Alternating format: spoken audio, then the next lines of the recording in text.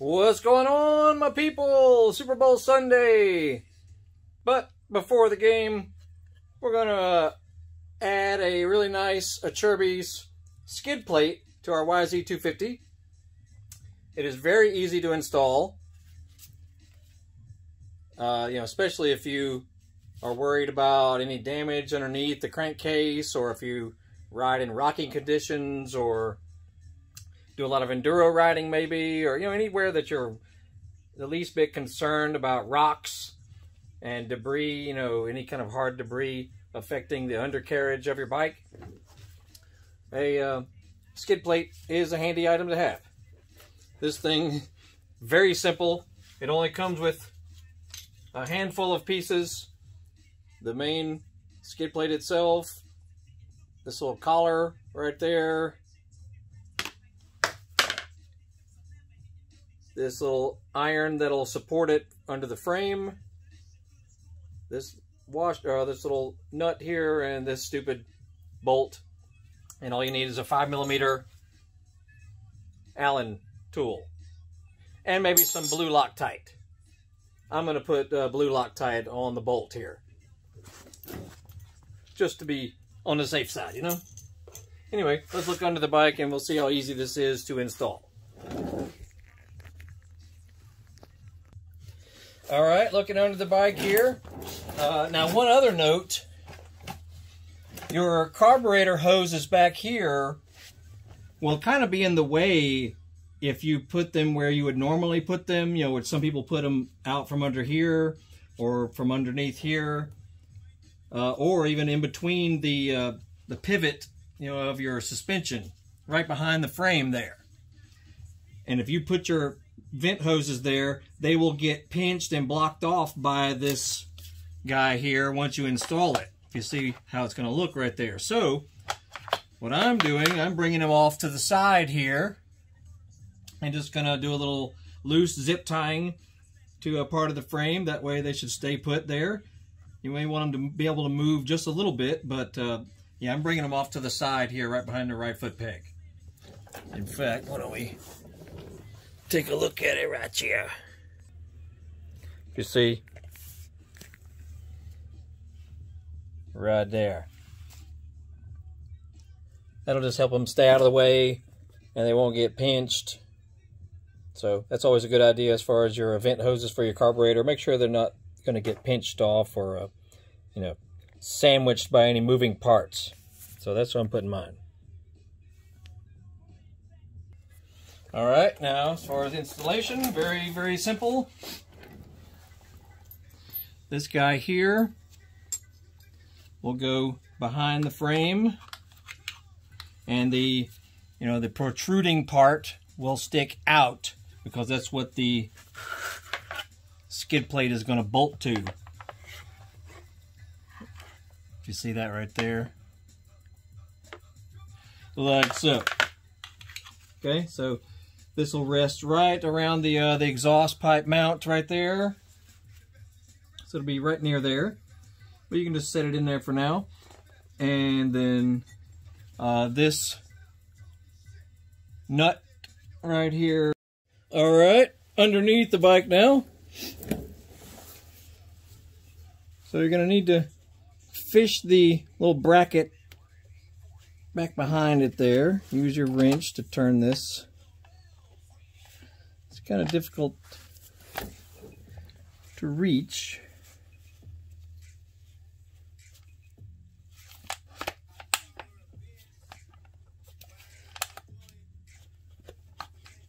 So you got to be able to just get it, there we go, get it in the hole there. Then you can straighten it back behind it there. Then just loosely tighten it for starters.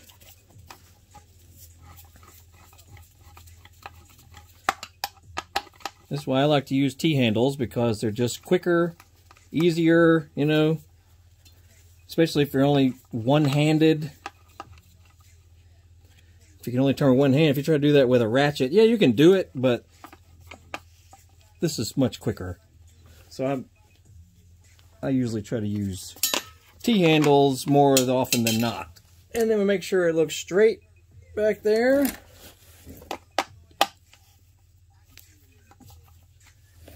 Straighten it from, you can do it from this side over here. Just make sure it's straight across the frame. Like so. There we go. Alright, make sure it's pushed back. Make sure it's sitting up on the back of the frame right there. I'm sure y'all can't see that.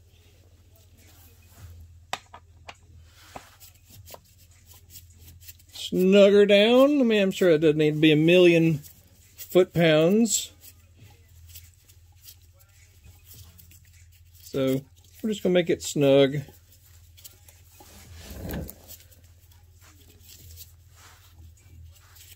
You know, just snug. That's why I'm putting blue Loctite on also. And there she is. Just like that. In a matter of minutes, we have a killer skid plate. This also protects your water pump cover right here. Shields off, you know, the clutch cover as well. It'll shield the ignition cover on the other side. You know, just good general protection. And you can see from the, that's 1 page is all that's needed for the instructions. Very simple. And looks fantastic, which is also, you know, a bonus. Which is why we do what we do to our already perfectly good dirt bikes. Let's back up a little bit. Right? Looks killer because I already had blue, you know, coolant hoses. So the blue Acerbis looks well with that. Because this bike is mostly red, white, black. But it does have a little smattering of blue mixed in. Looks great. Really pleased with how this bike has turned out. You know, if you've been watching the channel, this thing has overgone a major bottom end rebuild. Got tons of videos on that, on what all was involved. But we also updated and upgraded and did stuff to the rest of it also, because, you know, why not? It's a major project. Might as well improve other stuff that we've been wanting to. So we did, you know, some nice RG3 triple clamps. Front and rear suspension fully serviced by Traction Dynamics in Woodstock, Georgia. Make sure you go to that website, Traction with 2 X's, traction.com.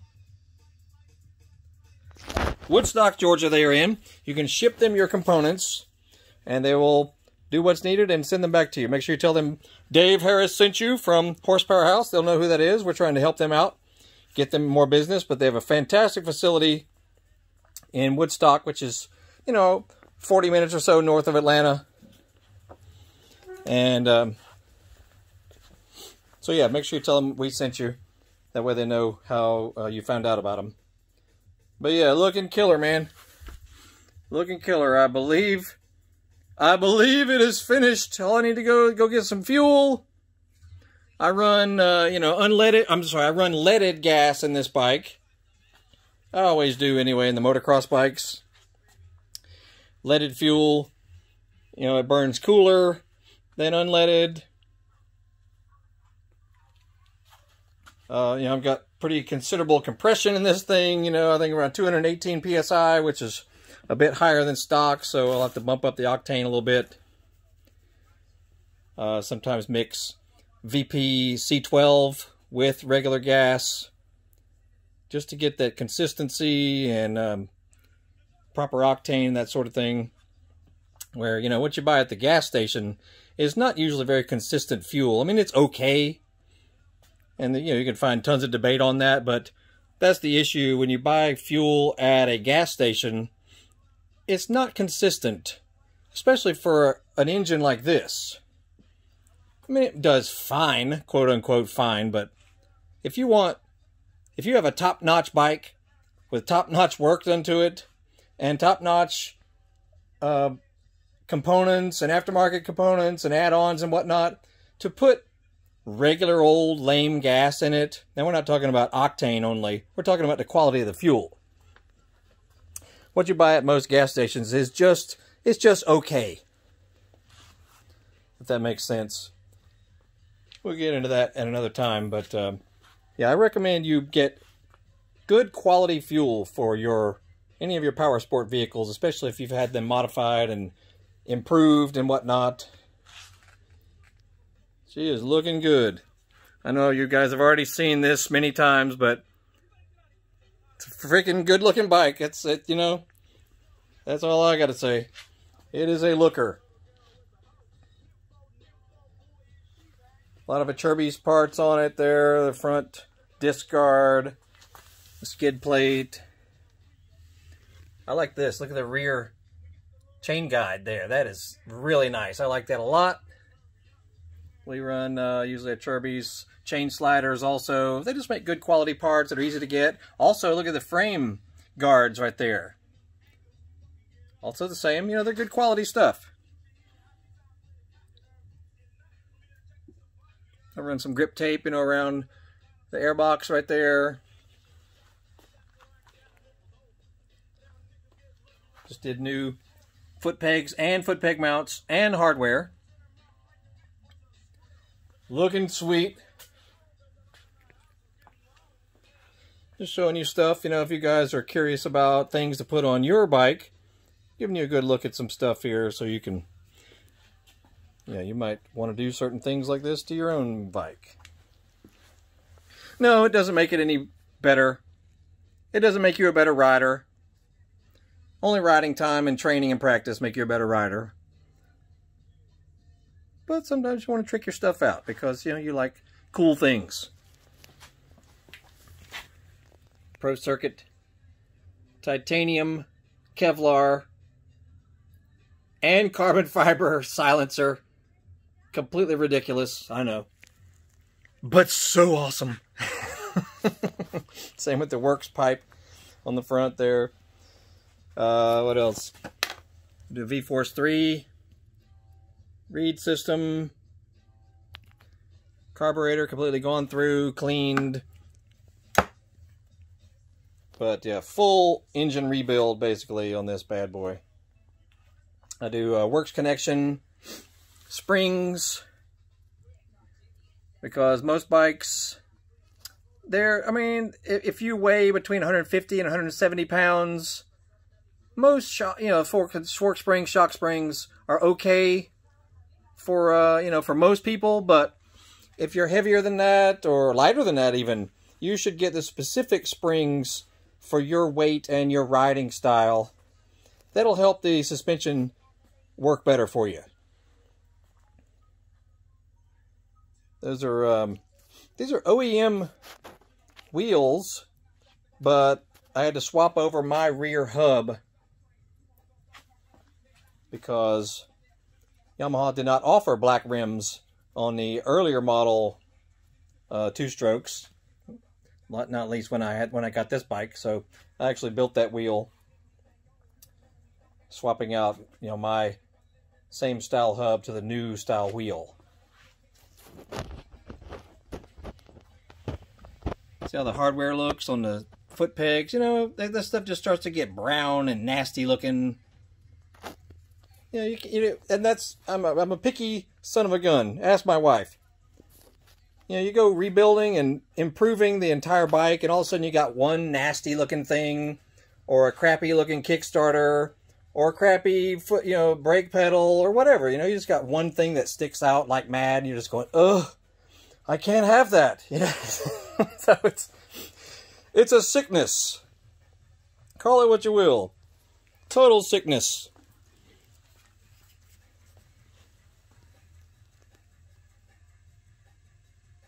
All new electronics. Check out the triple clamps are so sweet. They are rubber mounted, so that should absorb vibration. And if you ride a 252 stroke, they vibrate a bit in your hands. So that should help that a lot. I've never used these before, so we're about to find out how well that does.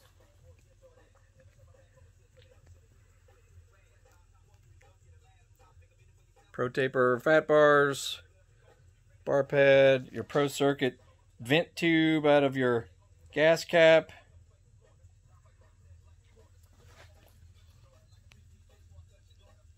Pit Posse radiator cap with thermometer. I really like that.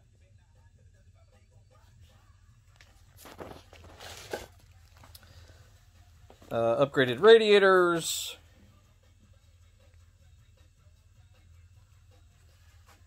I could go on forever.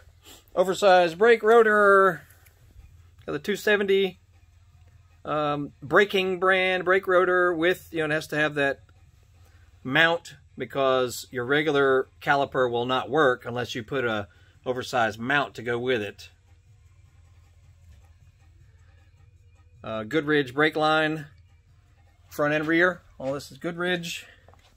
I got a Gaffler on the rear, actually. Forgot about that. Yeah, it's a Gaffler brake line on the rear. Totally awesome. These are customized little hooks right here because the Yamahas usually come with white ones. And I like the black ones better. Same with these here. The newer Model YZs come with black guards as opposed to that dingy, you know, white beige stuff that looks hideous after years of use.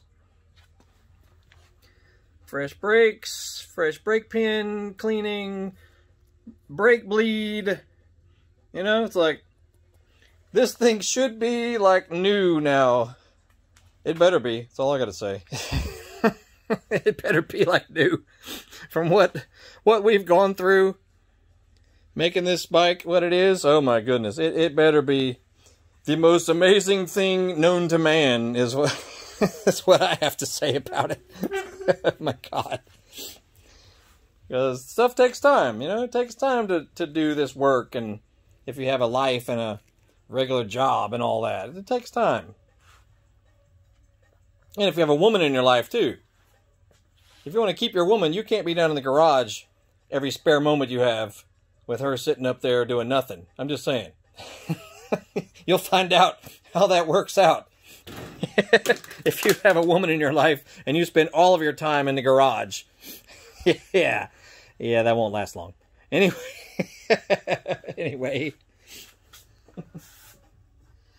Anywho, check out our previous videos. We got all kinds of stuff about this bike, and we had a previous YZ250F, you know, older model that we did work on. Honda CRF 80 did a full restoration on. Suzuki LTA 50.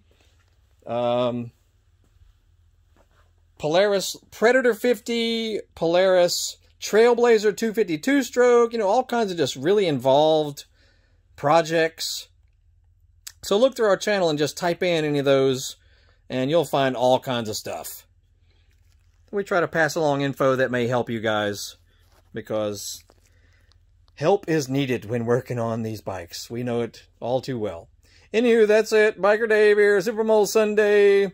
I think we're finished with this bad boy, and I'll definitely film it when we crank it up, because this bike has not been fired up yet since the full rebuild has been completed. That's it. We'll be back soon. Y'all have a good one.